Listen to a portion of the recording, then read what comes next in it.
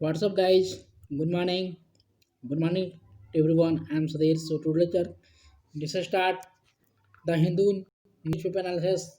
Welcome to study mission. I hope to all of you well. So आज के lecture में देखेंगे हम लोग क्या कुछ नया सीखने को और जानने को मिलता है आज के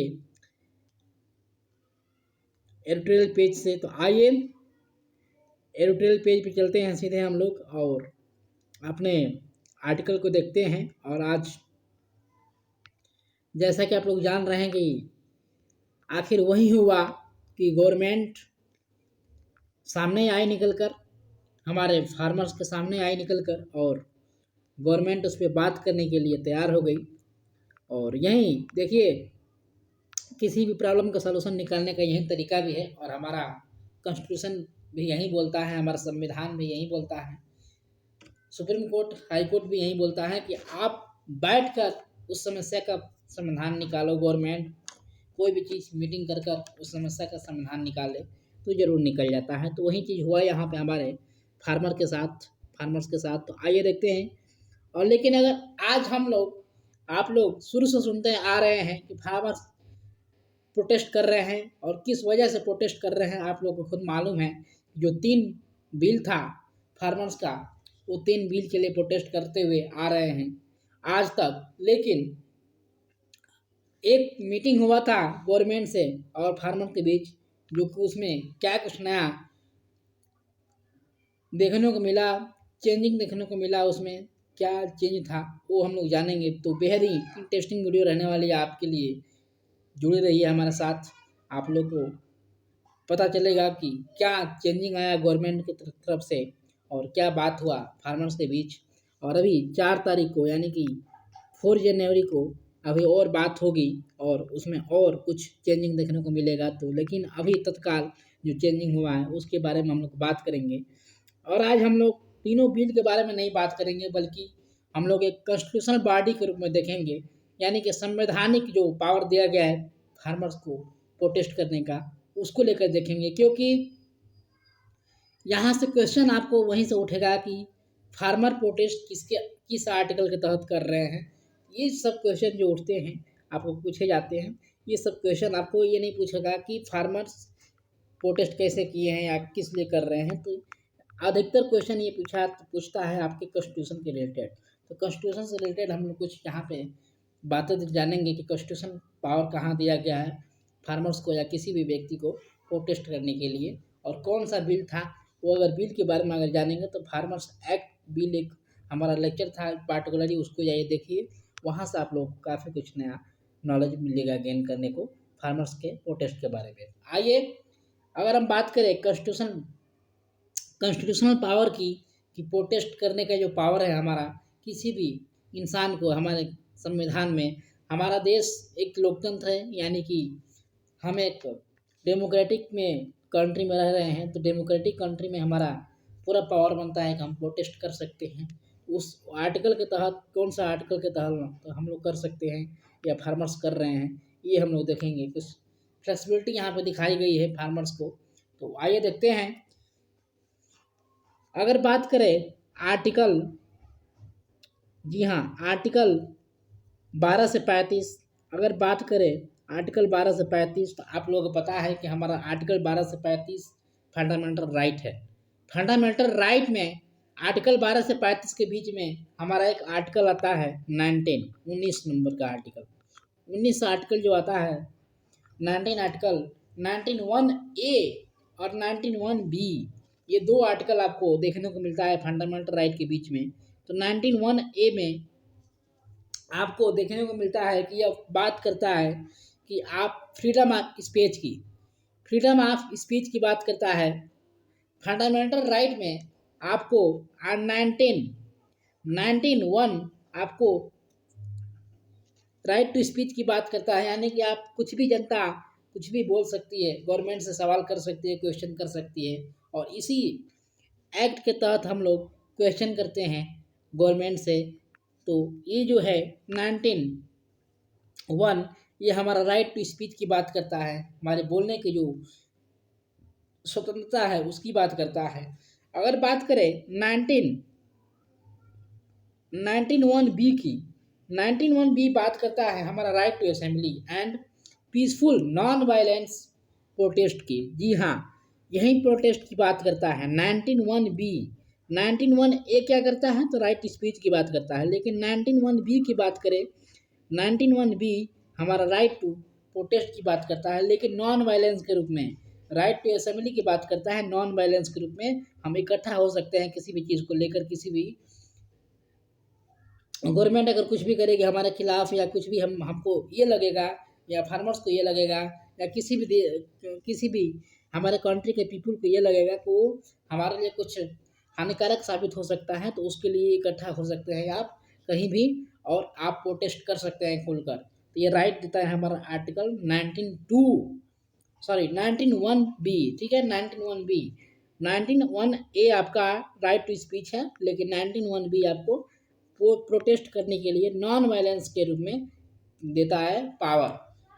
तो ये नॉन वायलेंस मतलब कि आप ये नहीं है कि आपका अगर बात नहीं की जाएगी, आपके ऊपर बात नहीं किया जाएगा, आप प्रोटेस्ट करेंगे तो प्रोटेस्ट ऐसा नहीं कर सकते हैं आप। बिना हथियार के प्रोटेस्ट करना होगा आपको बिना हथियार को प्रोटेस्ट करना होगा। ऐसा नहीं है कि आप जाकर हमारे संसद भवन को जाकर गिराने लगे या संसद भवन को जाकर कुछ अटैक करने लगेंगे, ऐसा कुछ नहीं कर सकते हैं आप। आपको सिर्फ राइट है कि आप बोल सकते हैं, आप प्रोटेस्ट कर सकते हैं, लेकिन अपने बातों से और अपने बिना हथियार से प्रोटेस्ट करेंगे आप। ऐसा नहीं है कि आप कुछ भी कर सकते हो गवर्नमेंट के साथ। ये हमारा राइट देता है 19(1)(b). 19(1)(a) हमारा राइट देता है right to speech and 19(1)(b) हमारा देता है right to assembly peaceful non violence protest. तो ये ध्यान रखिएगा।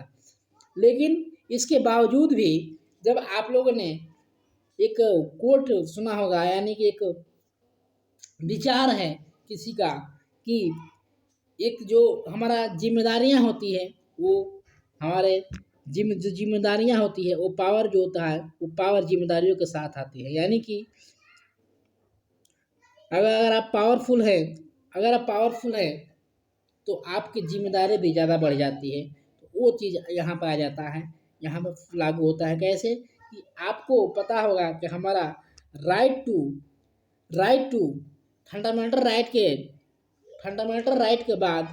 राइट के साथ साथ हमारे संविधान में, हमारे कॉन्स्टिट्यूशन में एक हमारा फंडामेंटल ड्यूटी भी दिया गया है। जी हाँ, फंडामेंटल राइट के साथ साथ फंडामेंटल ड्यूटी भी दिया गया है।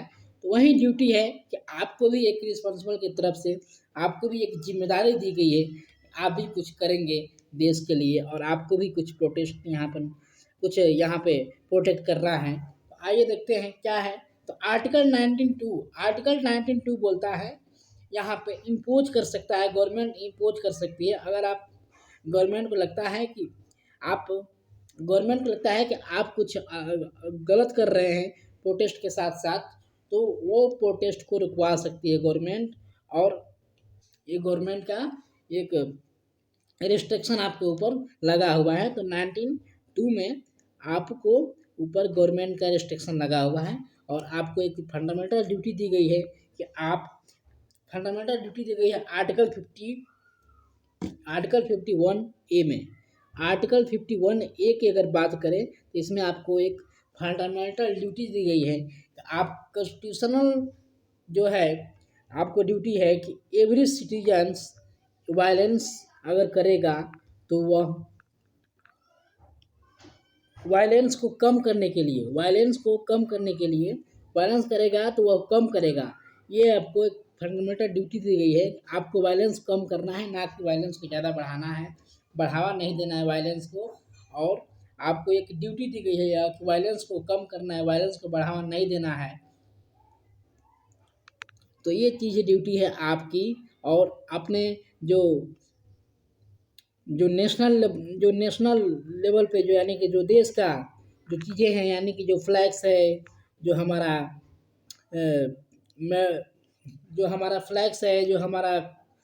कॉन्स्टिट्यूशनल बॉडी है, उसको लेकर हमको एक सुरक्षित के साथ प्रोटेक्ट के साथ करना है, हमको प्रोटेक्ट करना है। ठीक है, तो ये ध्यान देना है आपको। तो ये फंडामेंटल ड्यूटी भी है आपकी कि आप राष्ट्र की सेवा करेंगे और राष्ट्र का जो भी कुछ होगा उसको सेव करेंगे। ठीक है, सेव रखेंगे, यानी कि हमारे गवर्नमेंट का जो भी कुछ होगा उसको सेव रखेंगे। तो ये चीज़ आपको एक फंडामेंटल ड्यूटी भी दिया गया है। अगर फार्मर प्रोटेस्ट की बात करें तो यहाँ पे गवर्नमेंट बात की है, जब हम बात कर रहे हैं कि गवर्नमेंट बात की थी कुछ और यहाँ पे कुछ सॉल्यूशन निकल कर आया है, तो फार्मर्स ने क्या सॉल्यूशन निकला है। पहला सॉल्यूशन ये निकला है कि फार्मर्स जो भी अब तक हुआ था कि स्टेबल बर्निंग जो था, स्टेबल बर्निंग यानी कि जो पंजाब हरियाणा में स्टेबल बर्निंग किया जाता है, इसको रोकेगी नहीं गवर्नमेंट। जी हाँ, गवर्नमेंट नहीं रोकेगी। अगर आप कुछ भी पुआल जलाते हैं या कुछ भी जलाते हैं, इसको गवर्नमेंट नहीं रोकेगी। क्यों? क्योंकि इतना कुछ जो गाड़ियों का धुआं होता है उससे पॉल्यूशन होता है, आपके अलग अलग पॉल्यूशन के स्रोत हैं उससे पॉल्यूशन होता है, उसको आप नहीं रोक रहे हो। लेकिन अगर फार्मर्स थोड़ा सा यहाँ अपने पुआल को जला दिया, खेतों में जो है उसको जला दिया, तो आप प्रोटेस्ट करने लग रहे हो, आप रोकने लग रहे हो। तो ये चीज़ गवर्नमेंट ने छूट दे दिया है कि फार्मर्स अपना स्टेबल बर्निंग कर सकते हैं, जला सकते हैं। दूसरी बात की गई है कि सेफ गार्ड करेगा पावर सब्सिडी को। जो आपका सब्सिडी था यानी कि जो बिजली पे सब्सिडी था उसको नहीं रोका जाएगा, वो चलता रहेगा आपका और वो सेफ गार्ड रहेगा आपका। तो ये चीज़, दो चीज़ आपको ये दिया गया है फार्मर्स को थोड़ा यहाँ पे। और उसके बाद एमएसपी की बात करें तो एमएसपी की बात ये की जा रही है कि एमएसपी का एक कागजात रूप से आपको दिया जाएगा कि एमएसपी को ख़त्म नहीं किया जा रहा है। तो ये आपको एक कागजात रूप से देना पड़ेगा गवर्नमेंट को। ये चीज़ बताई गई है फार्मर्स के द्वारा कि हमको एमएसपी के बारे में अगर बात करें तो एमएसपी को ये कहना है कि एमएसपी ख़त्म नहीं हो रहा है। अगर आपको ये साबित करना है तो आप एक कागज़ पे यानी कि एक एग्रीमेंट साइन करिए और वो फार्मर्स के हाथों में दीजिए कि हम एमएसपी को ख़त्म नहीं कर रहे हैं, तब जाकर यहाँ पे फार्मर्स मानेंगे। तो ये चीज़ था थोड़ा कल का न्यूज़ है। और 4 तारीख को यानी कि 4 जनवरी को क्या हो सकता है और बात आगे इसको हम लोग देखेंगे। तो ये चीज़ आप लोगों को समझना है कॉन्स्टिट्यूशनल बॉडी के हिसाब से हमारा ये कहाँ पे पावर दिया गया है कि हम अपने प्रोटेस्ट कर सकते हैं और कैसे हम लोगों को सेव रखना है। तो ये चीज़ें आपको, और कुछ न्यूज़ मिला आपको कल का कि फार्मर्स को क्या कुछ यहाँ पे छूट दिया गया है और क्या कुछ बात हुआ है। और 4 तारीख को भी बात होगा, 4 जनवरी को, उसको भी हम लोग देखेंगे, आर्टिकल आएगा तो डिस्कस करेंगे। Thank you for listening and I hope to all of you well. So आइए, और आप हमारे साथ टेलीग्राम, इंस्टाग्राम कहीं भी फॉलो कर सकते हैं, सारा लिंक डिस्क्रिप्शन बॉक्स में दिया गया है। So press the bell icon for daily notification and thank you for listening. जय हिंद।